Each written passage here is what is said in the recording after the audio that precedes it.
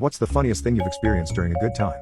Okay, so I hooked up with the then love of my life. I've known her since we were 4 years old, but the story takes place when we were both 18. I had waited 14 years for this moment, and it was magical. We were on my bed. The lights were off. My parents weren't home. There was a bit of moonlight shining through the window, and things were getting intense. It was our first time with each other, and I had been madly in love with her for the greater part of my life at that point, so you know I was giving it my all. I brought the A game. We were in the mission stance, and I went overboard with my wide stance. I didn't have the mobility for that width, but I didn't let that fact stop me. I kept beaming like a champ. But, somehow, in that position, the beaming motion basically opened my starfish and made it suck up air with every move. Well, let me tell you, I spent quite some time beaming, and once I finished the race, I collapsed on her, and we held each other, giggled and stared into each other's eyes. The moment was perfect. I was sweaty as fuck though, and I felt sweat dripping and running down all over my body, but mostly I had no idea it all accumulated between my dumpy cheeks as well.